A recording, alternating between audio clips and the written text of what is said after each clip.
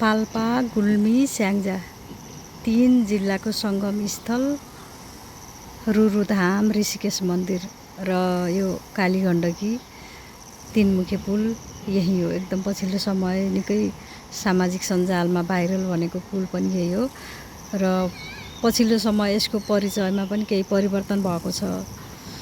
गण्डकी प्रदेश र लुम्बिनी प्रदेश दुई प्रदेशलाई जोड्ने एकमात्र 3 मुखे पुल भनेर पनि यसलाई भन्न सकिन्छ। पाल्पा, गुल्मी, स्याङ्जा गण्डकी प्रदेशको स्याङ्जा, लुम्बिनी प्रदेशको पाल्पा र गुल्मीलाई जोडेर बनिएको यो 3 मुखे पुल हो र तपाईहरुलाई अब हामीहरूले यही 3 मुखे पुल भिजिट गराउँदैछौँ है त। हामी अहिले पाल्पा साइडबाट पुलमा प्रवेश गर्दैछौँ। यति बेला हामी पाल्पामा छौँ।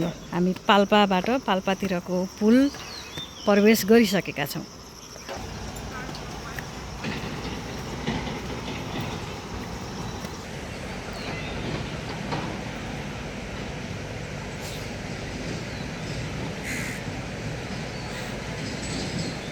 हामी यति बेला पाल्पा साइडकै पुलमा छौँ र तल खोलाको बगर हो। यति बेला बगर भनौँ, खोला गङ्गाजीको बगर।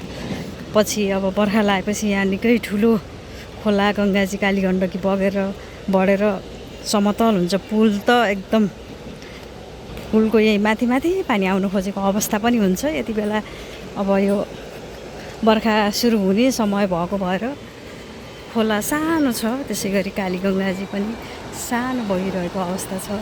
अब नुहाइधुवाइ गर्न गङ्गाजीमा आउने पुरुषोत्तम महिना भनेर अहिले यति बेला पुरुषोत्तम महिना चलिरहेको अवस्था।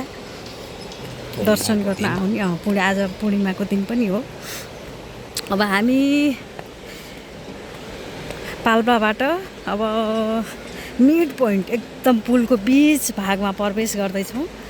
अब हामी प्रवेश गरिसकेपछि स्याङ्जा जाने कि गुल्मी जाने भन्ने अब बोर्डर पुग्न लागेको छौँ है यति बेला हामी।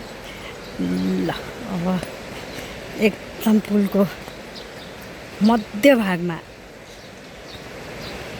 प्रवेश गऱ्यौँ हामी। अब हामी यति बेला अब यता गुल्मीतिर जाने छ। यता हनुमान स्थान दर्शन गर्न जाउँ, स्याङ्जा भन्ने छ। ल यो साइड स्याङ्जा हो।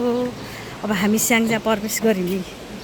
अब हामी स्याङ्जातिर लाग्यौँ। यति बेला हामी स्याङ्जातिरको पुलमा छौँ, जहाँ स्याङ्जातिरको पुलमा टोटल्ली कालीगङ्गाजी बगेर आइरहनु भयो कि गङ्गाजीको माथि माथि छौँ हामी यति बेला। यो स्याङ्जातिरको पुल पर्यो। अब त्यहाँ हनुमान बाटिका मन्दिर भनेर पनि देख्न सक्नुहुन्छ। यो स्याङ्जा दिशामा पर्छ, स्याङ्जा जिल्लामा पर्छ र यो रुरुधाम एकदम 3 जिल्लाको सङ्गम स्थल रुरुधाम ऋषिकेश मन्दिर। तपाईँहरूले भिडियोमा देखिरहनु भएको छ। ठुलो एरिया छ यहाँ। खोला र गङ्गाजीले धेरै आफ्नो ठुलो क्षेत्र ओगटेर बसेको छ यहाँ यति बेला। अब विभिन्न ठाउँमा त खोला गङ्गाजीहरूले आफ्नो बाटो नै बिर्सेर मानव चपेटामा परेर हराइरहेका भन्ने समाचारहरू सुनिरहेको अवस्थामा यहाँ भने बरु बर्खाको समयमा खोला गङ्गाजीले मानव चपेटामा पार्ने अवस्था हुन्छ। पारी देखिएको रिडी पुरा पारी बजार भयो नजाम्रो अब होइन, पुरा गङ्गाजीको आफैले नहेरिकन हामी स्याङ्जा जिल्लाको पुल क्रस गरेर अब हामी स्याङ्जा जिल्लामा प्रवेश गरिसकेका छौँ यति बेला। यो 3 मुखे पुल हो। पाल्पा, गुल्मी, स्याङ्जामा बनेको रुरुधाम स्थित बनेको यो एकदम धार्मिक स्थलमा बनेको पुल हो र पुल पनि त्यस्तै एकदम महत्त्वको छ। 3 मुखे पुल हो। सम्भवतः यो नेपालमै पहिलोपटक बनेको पुल हुनुपर्छ यस्तो। माथि हनुमान बाटिका छ, हनुमानजीको मन्दिर दर्शन गर्न जाने ठाउँ। यति बेला हामी स्याङ्जा जिल्लाबाट फर्किँदैछौँ।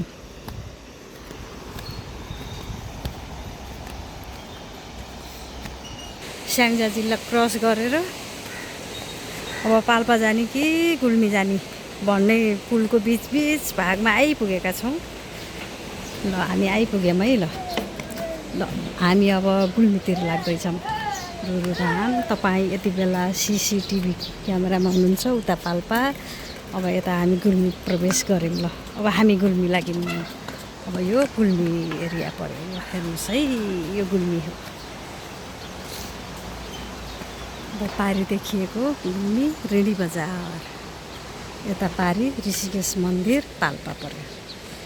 ऋषिकेश मन्दिर त्यो पुल पाल्पा एरिया पऱ्यो। गङ्गाजी नुहाउन आएका दर्शनार्थीहरू पनि गङ्गाजी हर हर गर्दै हुनुहुन्छ।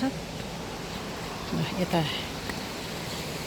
स्याङ्जा पऱ्यो, यता गुल्मी पऱ्यो, यता पाल्पा पऱ्यो।